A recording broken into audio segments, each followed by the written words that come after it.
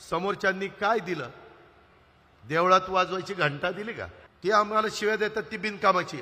आंबेगावमध्ये किती अर्ज आले, आमचं पार पांढरं झालं. आता मी काळं करतो म्हणून काळं दिसतंय, पण पार पांढरं झालं. आता किती दिवस दम, तरी किती दिवस धरायचं?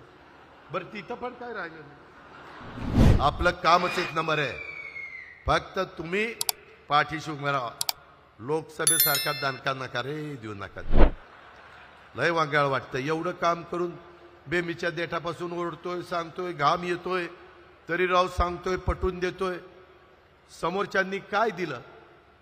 देवळात वाजवायची घंटा दिली का? काय मला तर काही कळतच नाही. अर्थात तुम्ही मतदार राजा आहे. पुन्हा म्हणतील अजित पवारनी आंबेगावला जाऊन दम दिला, दम दिला. दम नाही दिला, विनंती करतोय हात जोडून. त्याच्यामध्ये आता इथून पुढे शेतकरी पण मला म्हणतात, दादा आमच्याकडे बिबटे झालेत, आमच्याकडे दादा रात्री विंचू, काटे, साप अडचण येते. घरचे कारभारीण म्हणते कशाला रात्री जात आहे, परंतु रात्री वीज येते 3 दिवस आणि रात्री दिवसा येते 3 दिवस. आता आम्ही ठरवलंय ही वीज माफी तुम्हाला केली, वीज माफी केली. आता इथनं पुढं 6 ते 8 महिन्यात आम्ही तुम्हाला दिवसा वीज देणार. आमचा सूर्य उगवला, तुमची मोटर चालू. सूर्य मावळला, बटन बंद करून घरी जायचं, बायका पोरात गप्पा मारत बसायचं. बिबट्या नाही, फिबट्या नाही. पण तुम्ही म्हणाल कसं काय, मग इतके दिवस काय झोपा काढल्यास का तू म्हणते, म्हणजे तुम्ही मला म्हणाल. तसं नाही. आता नवी टेक्नॉलॉजी आली. सोलर पॅनल असतात, ते उन्हात तापले की मोटर सुरू होती. आता ढगाळ वातावरण आहे, माझ्याकडे पण मोटर आहे. मी ती ढगाळ वातावरणात माझी 500 मोटार 3चं पाणी मारती आणि 300 मोटार 2चं पाणी मारती. परंतु पावसाळ्यात सहसा आपल्याला पाणी लागतच नाही आणि काही खर्च नाही, काही नाही. आता नवीन पॅनल, आता गोडाऊन असतात नाही, गोडाऊन नाही पण अशी गोडाऊन असतात. आता साखर कारखान्यावर पण तुमच्या आमदार साहेबांना विचारा, तिथल्या वर गोडाऊनवर पॅनल टाकायला आम्ही परवानगी दिलेली आहे. आणि 9000 मेगावॉट वीज सोलरवर करायला आम्ही टेंडर काढून काम सुरू केलंय. 30% अनुदान केंद्र सरकार देणार. त्याच्यातून आम्हाला एवढी वीज उपलब्ध होणार आहे, ती आम्ही शेतकऱ्यांना देणार आहे. शेतकऱ्यांना सांगणार आता दिवसा पाहिजे ना, घे दिवसा. आता चांगलं पीक काढ, आता चांगली शेतीवाडी कर, आता चांगला भाजीपाला पिकव, आता चांगल्या फळबागा घे. या पद्धतीनं आमचं काम चाललंय. तुम्ही काळजी करू नका. आम्ही कामाची माणसं आहोत.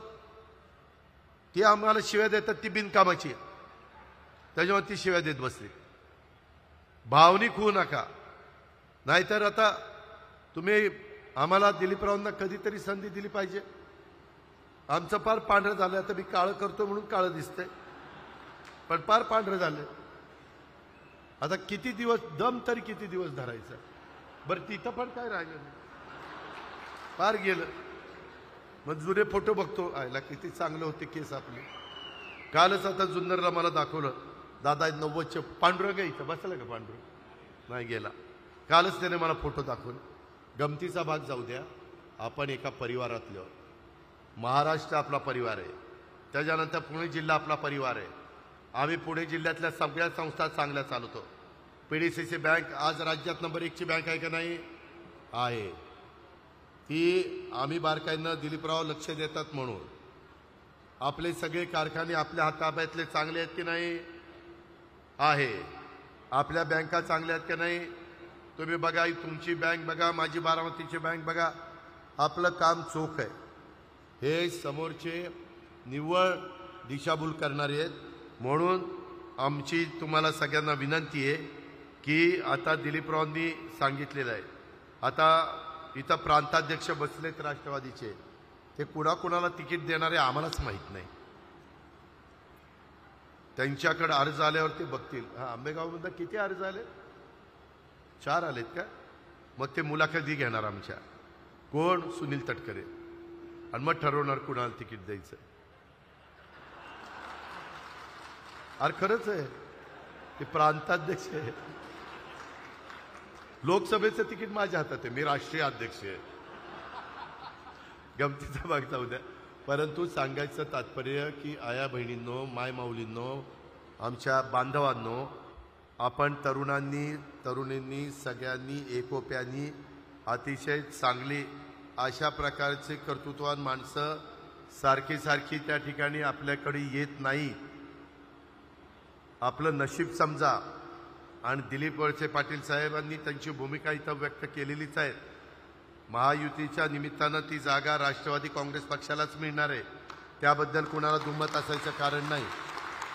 परंतु आता असा काही चमत्कार करा की आंबेगाव शिरूर विधानसभा मतदारसंघाचा पोपटराव, त्यामध्ये तुम्ही सगळ्यांनी मिळून, प्रकाश तू असशील, नाहीतर सगळेच आमचे सहकारी असतील, त्याच्यामध्ये सगळ्यांना माझी सूचना आहे, मानसिंग तुला पण सगळे, की राज्यात नंबर 1च्या मताधिक्याने हे सीट निवडून आलं पाहिजे.